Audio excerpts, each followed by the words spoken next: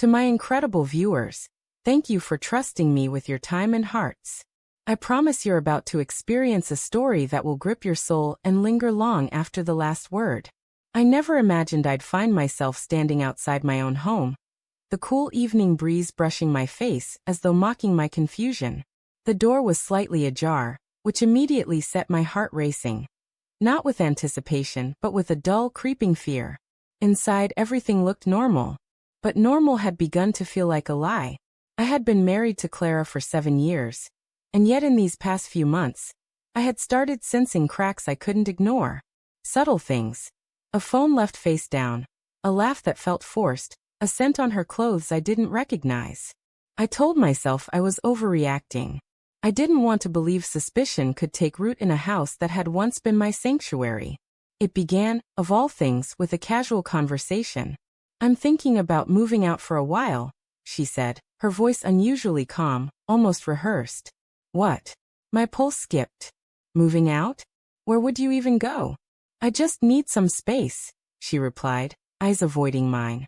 There was a strange defiance in her tone, a quiet certainty I didn't understand. "I need to see if this marriage is what I really want." I laughed nervously. "You mean like a vacation? A temporary thing?" Clara shook her head. "No. I want to experience life outside of us for a bit, to see if maybe I'm settling." Her words hit like shards of glass. I didn't want to believe her. The idea that she might be testing me, or worse, testing herself on someone else, was unbearable. But I nodded, pretending calm, pretending trust, while a storm began to brew quietly inside me. Weeks passed. She moved out, taking a suitcase and leaving behind a faint scent of jasmine and something else. Something I couldn't place but would haunt me later. I tried to act normally, keeping up routines, pretending work and friends could fill the void she left behind. But late at night, my mind betrayed me. I replayed her words endlessly, to see if this marriage is what I really want. What did that mean exactly? Then the subtle hints began. At first, it was nothing. A familiar laugh carried down the hall from her new apartment, caught in fleeting echoes of a conversation I wasn't part of. A delivery man mentioned leaving a package for her at her new place, which she had told me was empty. I brushed it off, telling myself I was imagining things.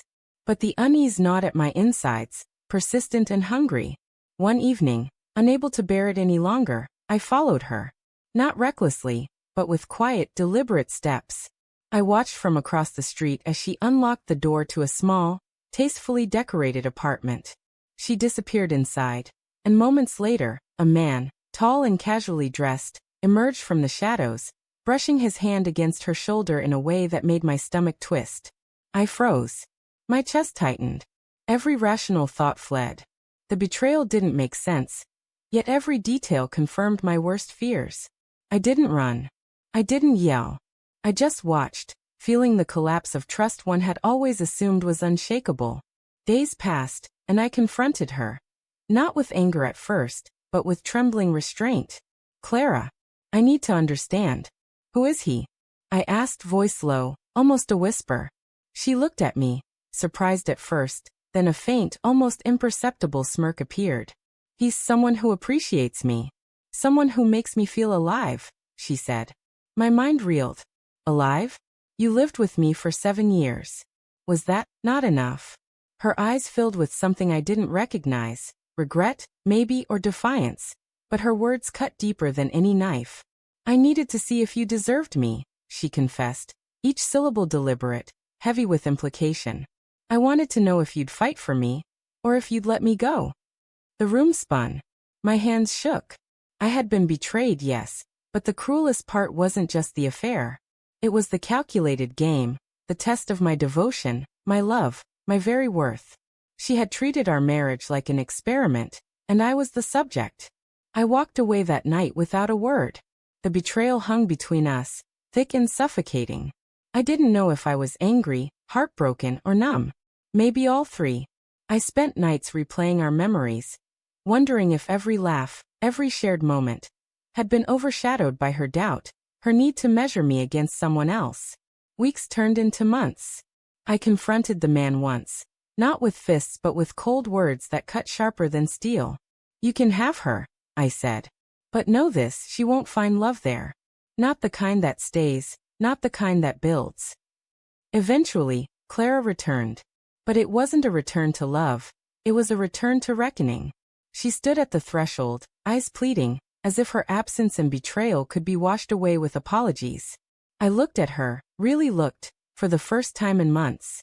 I saw the woman I had loved, yes, but I also saw the one who had tested me, who had manipulated the bond we had. And I realized something terrifying yet liberating. I could not go back to what we were. Clara, I said finally, voice steady despite the chaos inside. I loved you. I still do. But what you did, it changed everything.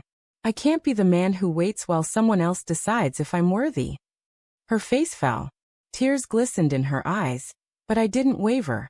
I hope you find what you're looking for, I continued. And I hope you understand what it truly costs to betray love. She turned and left. The door closed, and for a long, quiet moment, I stood alone, feeling the weight of loss but also the strange relief of truth. Betrayal had carved a hollow space in my chest, but within that void, I could finally breathe again. I didn't know what the future held, or if love would ever feel safe again. But I knew one thing. I would no longer live under the shadow of someone's test. I would reclaim myself, piece by fractured piece, and let the darkness of betrayal fade into something I could learn from, even as it left scars. The house was empty, yet for the first time, it felt like mine.